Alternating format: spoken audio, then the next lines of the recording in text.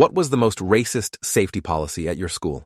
Our high school implemented something called the Behavioral Risk Assessment Protocol in my sophomore year. Principal Lawson announced it during an assembly as a cutting-edge security measure designed to keep students safe after a shooting threat at a school 2 states over. The policy required certain students to check in with campus security every morning before classes, submit to random bag searches throughout the day, and attend mandatory counseling sessions to discuss any concerning behavior patterns. The criteria for who got flagged seemed random at first until you noticed that 90% of the students in the program were Black or Latino. I became one of those flagged students 3 weeks into the policy's implementation based on what they called credible behavioral indicators that turned my senior year into a living nightmare. The morning I got pulled into Vice Principal Kramer's office, I'd been having a good day. I'd aced my calculus test, my college application essay was finally coming together, and my mom had promised to take me car shopping that weekend if my grades stayed solid. Kramer sat behind his desk with a folder open in front of him, his expression showing what he probably thought was concern, but looked more like suspicion.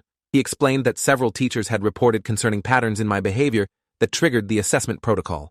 I asked what patterns he meant, and he listed things that made my stomach drop. I'd been observed having intense conversations with other students between classes. I'd expressed strong opinions during history discussions about systemic racism, and I'd been seen in the parking lot after school in what appeared to be heated exchanges. Every single observation was me being a normal teenager who had friends and opinions, and occasionally argued with my buddy Marcus about which rapper had the best album that year. Kramer handed me a yellow card with my photo already printed on it, along with a barcode and my new status classification. The card was laminated and listed my check-in requirements: report to the security office before first period, make myself available for bag searches without complaint, attend weekly counseling with the school psychologist, and avoid any behavior that could be perceived as threatening or disruptive. I asked what specific behavior I'd done that was threatening, and Kramer's answer made my blood boil. He said the policy wasn't about specific incidents, but about identifying students who fit certain risk profiles before problems developed. Prevention over reaction, he called it, like he was proud of catching me before I did something I had no intention of doing. I left his office holding that yellow card and feeling like I'd been branded with a scarlet letter that announced to everyone I was dangerous without ever having done anything wrong. The security office check-ins started the next morning at 7:30, which meant arriving at school 45 minutes earlier than usual. The security guard, Officer Pruitt, was a retired cop who treated every student like a potential criminal. He scanned my yellow card, asked me to empty my pockets onto a table, and went through my backpack with methodical slowness while other students walked past the office windows, staring at those of us being searched. My best friend Jamal was there too, along with 5 other Black students and 2 Latino kids. We didn't talk while Pruitt searched our belongings because talking got you accused of plotting something. The whole process took 20 minutes, and by the time I got to my locker, the hallways were crowded, and I was already exhausted from being treated like a threat. This became my new normal every single morning, and the yellow card in my wallet felt like it was burning through the leather. My parents freaked out when I told them about the assessment protocol that evening.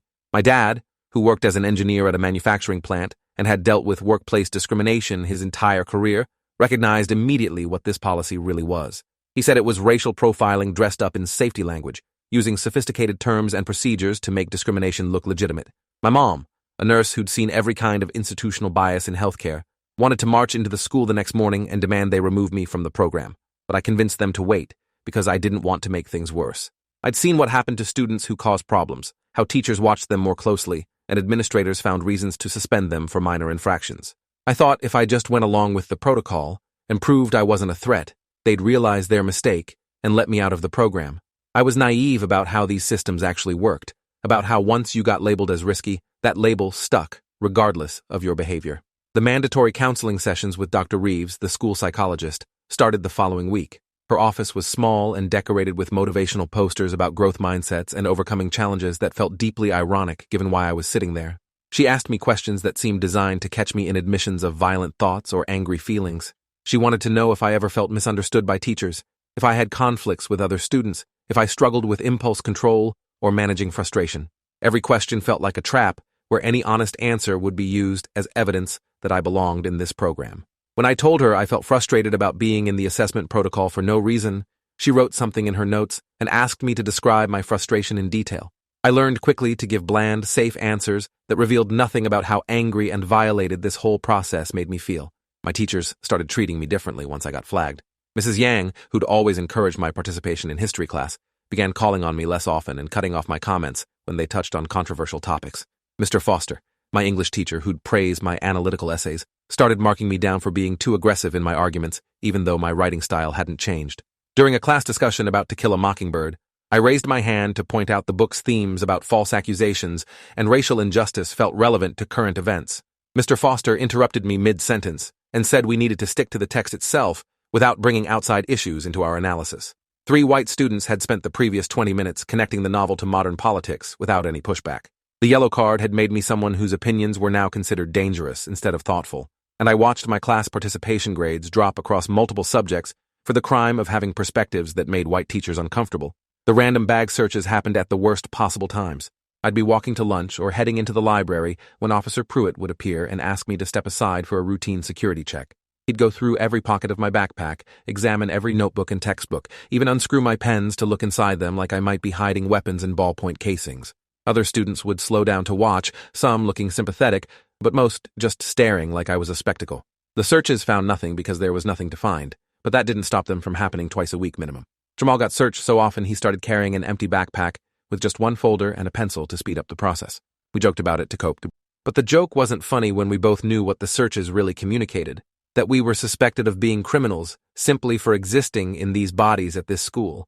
My college application suffered because of the protocol. I've been planning to ask Mr. Foster for a recommendation letter since he taught my advanced composition class and knew my writing abilities. But after he started treating me differently following my yellow card status, I couldn't risk getting a lukewarm recommendation that mentioned behavior concerns or attitude problems. Mrs. Yang had been my first choice for my second letter because of my strong performance in AP history, but she'd stopped making eye contact with me in the hallways after I got flagged. I ended up asking my calculus teacher, Ms. Rivera, who was newer to the school and hadn't fully absorbed the culture of suspicion around assessment protocol students yet. She wrote me a strong letter focusing on my mathematical abilities and work ethic, but I lost the chance to get recommendations from teachers who'd known me longer and could speak to my character and intellectual development more fully. 3 months into the protocol, I started noticing patterns in who else got flagged and when. Jamal got added after he argued with a white student about a group project grade, even though the argument was just normal teenage disagreement about who'd done more work. Terrell got flagged after his girlfriend broke up with him and he looked upset in the hallways for a week, interpreted as concerning mood changes by teachers who reported him.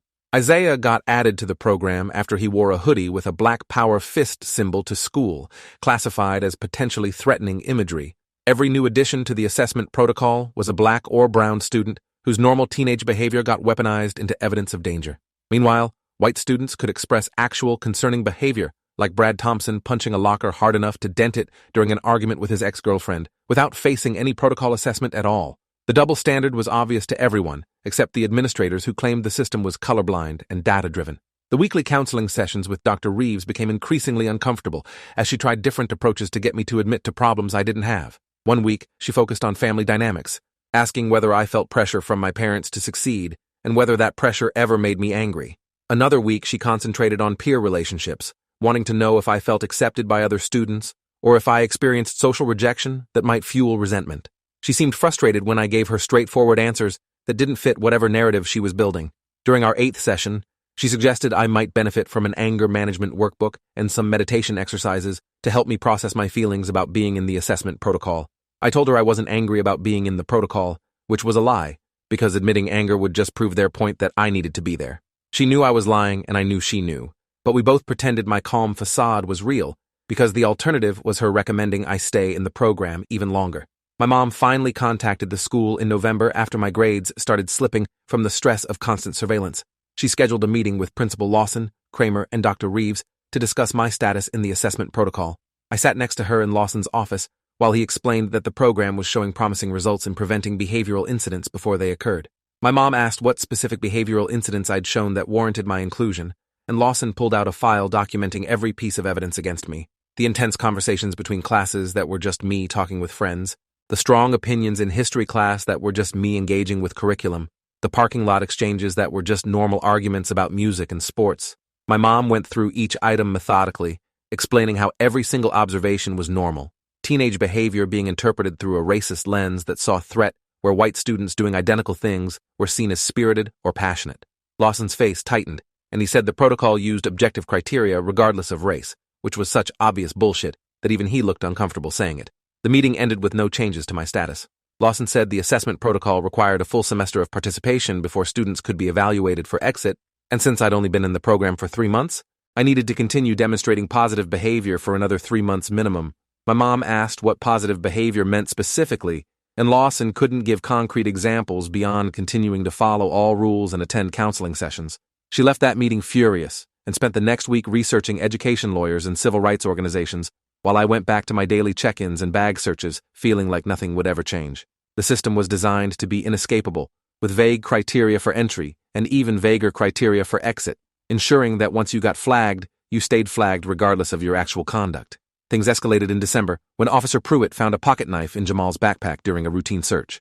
The knife had a 2-inch blade, and Jamal explained he used it for opening boxes at his after-school job at a warehouse, that he'd forgotten it was in his bag's side pocket. Pruitt didn't care about explanations and called Kramer immediately. Within an hour, Jamal was suspended for 10 days for bringing a weapon to school, and his status in the assessment protocol got upgraded to high risk, which meant even more invasive monitoring when he returned. The zero-tolerance policy for weapons made no distinction between a tiny work knife forgotten in a backpack and an actual weapon brought with intent to harm. Jamal's suspension went on his permanent record and destroyed his chances at several colleges that had been interested in recruiting him for track. I watched my best friend's future narrow because of a policy that was supposedly designed to keep students safe, but was really just criminalizing normal teenage forgetfulness when it happened to black students. I started documenting everything after Jamal's suspension. I kept a journal where I recorded every check-in time, every bag search, every counseling session question that felt inappropriate or leading. I noted which white students I observed engaging in the same behaviors that got black students flagged, documenting the double standards with dates and specific examples. When Brad Thompson shoved another student in the hallway hard enough to make him fall, I noted that he received only a verbal warning from a teacher who witnessed it. When a white girl named Courtney posted on social media about wanting to burn down the school after failing a test, using language that would have gotten any black student immediately reported and possibly arrested, I screenshotted it and documented that she faced no consequences. My journal filled with evidence of a system that selectively enforced rules based on skin color, while claiming to be objective and fair. My girlfriend Alicia, who was white and not in the assessment protocol despite having been in multiple fights and getting caught drinking at a school football game, started noticing things she'd been oblivious to before. She'd grown up in a wealthy suburb and genuinely hadn't understood how different our experiences at the same school were until she watched me get searched 3 times in one day while she walked past the security office unbothered. She asked why I had to arrive early every morning, and I explained the yellow card system, showing her the laminated card with my photo that marked me as risky. She wanted to tell Principal Lawson it was unfair, but I made her promise not to get involved because I didn't want her becoming a target too. She struggled with staying silent, especially when teachers praised her for the same outspoken participation in class discussions that got me marked as aggressive. The cognitive dissonance of watching the system treat us so differently based solely on race finally made her see what I'd been living with my entire life. The counseling sessions took a darker turn after winter break. Dr. Reeves started asking about my dating relationship with Alicia, specifically whether I ever felt angry or possessive when she talked to other guys. She framed it as checking in about healthy relationship dynamics, but I recognized she was fishing for evidence of aggressive or controlling behavior. When I said Alicia and I had a trusting relationship without jealousy issues, Dr. Reeves asked whether that was really true or whether I was just telling her what she wanted to hear. Every answer I gave was interpreted as either evidence of problems or evidence that I was hiding problems, creating a Kafkaesque situation where I couldn't win regardless of how I responded. She recommended I continue in the assessment protocol for another semester, beyond the minimum required time frame, because she felt we were just starting to make progress in our sessions. Progress toward what, she couldn't specify, but her notes would determine when or if I ever got out of this nightmare. My grades recovered slightly in January, but college applications were due and I was competing against students who hadn't spent their senior year being treated like criminals. My SAT scores were strong and my GPA was still competitive despite the drop during fall semester, but I couldn't shake the feeling that the yellow card had cost me opportunities I'd never get back. Recommendation letters from teachers who'd backed away from me after I got flagged. Leadership positions in clubs that went to students who weren't being monitored by security. The mental energy spent on surviving the protocol instead of excelling academically. I applied to 15 schools, knowing I should have been a strong candidate, but feeling like the assessment program had poisoned my entire senior year and potentially my future. Jamal returned from his suspension in January looking defeated. The high-risk designation meant he had to check in with security before every class period, not just in the morning. Officer Pruitt followed him in the hallways between classes to ensure he wasn't congregating with other flagged students, which the administration claimed was a safety measure to prevent group formation, but really just meant Jamal couldn't talk to his friends. The constant surveillance broke something in him. The outgoing, funny guy who'd been my best friend since middle school became withdrawn and quiet, barely making eye contact when we passed each other in the hallways under Pruitt's watchful gaze. I watched the system destroy his spirit methodically and felt rage building in my chest that I had to keep hidden, because showing anger would just prove I belonged in the protocol. The cruelty was the point, I realized. The policy was designed to break us down, to make us small and compliant and afraid. My mom connected with a civil rights attorney named Linda Park in February who specialized in education discrimination cases. Park listened to everything we'd documented, reviewed my journal entries and the assessment protocol policy documents, and explained that we had grounds for a lawsuit based on racial discrimination in educational access. The policy's disparate impact on Black and Latino students, despite claims of colorblind criteria, demonstrated intentional discrimination, disguised as safety measures. Park said she'd handled similar cases in other districts and won settlements that included policy changes and compensation for affected students. But she warned that suing the school would make me a target for retaliation, that administrators would watch me even more closely, looking for any excuse to escalate consequences. I'd have to decide whether seeking justice was worth potentially making my final semester even worse than it already was. I spent a week thinking about the lawsuit before telling my parents I wanted to move forward. Staying silent meant accepting that what was happening to me and Jamal and every other flagged student was okay, that schools could implement racist policies as long as they used the right language to describe them.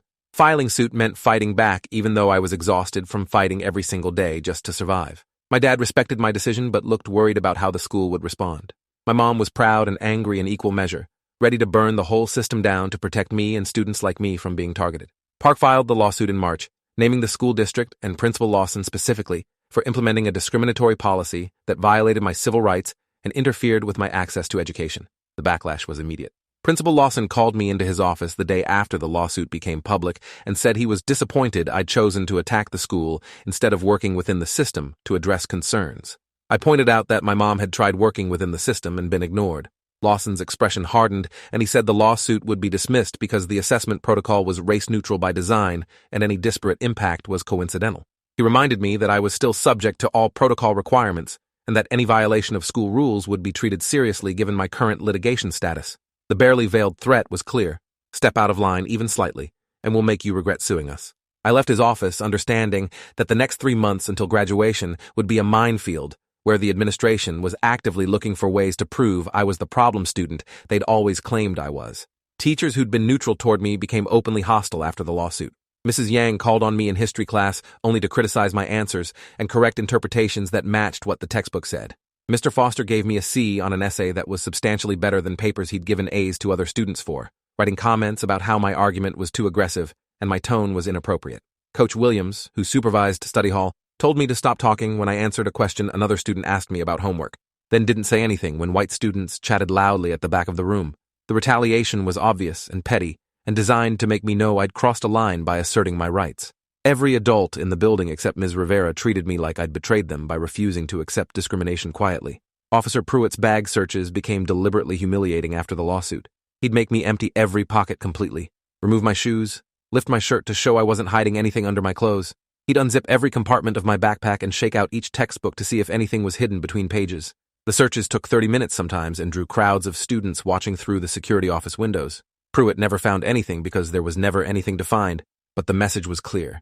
This is what you get for making trouble. Jamal endured similar treatment and started skipping school some days because he couldn't face another degrading search. His attendance problems triggered automatic detention assignments, which fed into the narrative that he was a troubled student who needed more intervention, creating a feedback loop where the harassment justified itself through the problems it created. My mom attended school board meetings starting in April to speak during public comment about the assessment protocol's discriminatory impact. She brought data Linda Park had compiled showing that Black students made up 12% of the school's population, but 74% of students in the protocol. Latino students were 15% of the population, but 18% of protocol participants. White students were 60% of the population, but only 8% of protocol participants. And those white students typically had documented incidents on their records, unlike the Black and brown students flagged for vague behavioral indicators. The numbers made the racial disparity impossible to deny. Yet board members responded with rehearsed statements about supporting the administration's safety initiatives and respecting the lawsuit process. Other parents, mostly white, spoke after my mom claiming the protocol made them feel safer knowing the school was taking threats seriously. None of their children were in the program. The school retaliated against my mom too. She was banned from campus, except for scheduled meetings, after an administrator claimed her presence made staff uncomfortable. When she protested that other parents could drop by the school freely, they cited a policy about parents involved in litigation, requiring advance notice for campus visits. My mom being excluded from normal parent activities like bringing me lunch or attending my award ceremony for academic excellence felt like punishment for both of us. She couldn't even come to my final counseling session with Dr. Reeves, despite requesting to attend as my parent, because Reeves said my sessions were confidential and adding another person would disrupt the therapeutic relationship. The isolation was intentional, cutting me off from support so the system could process me without outside interference. Linda Park's investigation uncovered documents that proved what we'd suspected. The assessment protocol had been designed by a consulting firm that specialized in school security and had been sued multiple times in other districts for racial discrimination. The risk assessment criteria included coded language that essentially profiled Black and Latino students while appearing neutral on paper. Students from single-parent households, students who expressed strong opinions about social issues, students who wore certain types of clothing associated with urban culture, students who had been previously disciplined for minor infractions. Each criterion was individually defensible, but taken together, they created a profile that overwhelmingly captured students of color. Principal Lawson had been warned by the consulting firm during training that disparate racial impact might occur, but implemented the policy anyway, documented in emails that Park obtained through discovery requests. The lawsuit gained media attention in May when a local news reporter covered the story. The segment showed my yellow card, interviewed my mom about the daily check-ins and searches, and displayed the data showing the program's racial disparity. Students from the assessment protocol were interviewed anonymously, describing the psychological impact of being constantly monitored and suspected. Jamal talked about how the surveillance made him feel like he didn't belong at his own school, how he couldn't relax or be himself because every action was being watched and evaluated for threat potential. The reporter interviewed Principal Lawson, who repeated his claims about the protocol being race-neutral and safety-focused, but his explanations sounded hollow next to the statistics and student testimonials. The story sparked outrage on social media and drew attention from civil rights organizations who offered support for our case. The school district's lawyer attempted to get the case dismissed in June, arguing that educational institutions had broad discretion in implementing safety policies and that we hadn't proven intentional discrimination. Linda Park countered with the emails showing Lawson had been warned about racial disparities and implemented the policy anyway, demonstrating deliberate indifference to predictable discriminatory outcomes. She presented statistical analysis of disciplinary data showing that Black students were punished more severely than white students for identical behaviors, establishing a pattern of unequal treatment that the assessment protocol reinforced. The judge denied the motion to dismiss and scheduled a trial date for September, after I would have already graduated and left for college. The legal process was moving slower than my actual experience of discrimination, which continued daily regardless of pending litigation. Graduation approached, and I was exhausted. The constant surveillance, the hostile teachers, the degrading searches, the manipulative counseling sessions, all of it had ground me down over 9 months until I barely recognized myself. The confident student who'd started senior year, excited about college, and the future had been replaced by someone who was wary and defensive and angry in ways I struggled to articulate. Alicia noticed how I'd changed, how I flinched when administrators walked past, how I checked over my shoulder constantly expecting Officer Pruitt to appear for another search. She'd tried to be supportive, but couldn't fully understand what it felt like to be profiled and surveilled every single day for existing while Black. Our relationship was strained by the end of the year, not because we didn't care about each other, but because the assessment protocol had created experiences between us that were too different to bridge completely. The school held an end-of-year assembly in early June where Principal Lawson announced that the assessment protocol had been a tremendous success, preventing multiple potential incidents and creating a safer school environment for everyone. He didn't mention the lawsuit or the racial disparities or the students whose senior years had been destroyed by the policy. He showed statistics about decreased disciplinary referrals, ignoring that those decreases happened because flagged students learned to make themselves invisible to avoid additional targeting. Teachers applauded Lawson's presentation, while students in the assessment protocol sat in the back rows fuming at the false narrative being constructed. This was how the system worked, I realized. Implement a discriminatory policy, harm vulnerable students, declare victory when those students learn to suppress themselves, and never acknowledge the cruelty that made the suppression necessary. Graduation day arrived with complicated feelings. I'd survived senior year despite the school's best efforts to break me, maintained grades good enough to get accepted to several colleges, and preserved enough of myself to still be capable of anger rather than just defeat. Walking across the stage to receive my diploma should have felt triumphant, but mostly felt like relief that I was finally escaping this place. My parents cheered from the audience, and my mom wiped tears from her eyes, crying for both pride in my accomplishment and grief for what the accomplishment had cost me. Jamal graduated too, though his high-risk status meant Officer Pruitt escorted him to and from his seat during the ceremony, like he might be a danger even at his own graduation.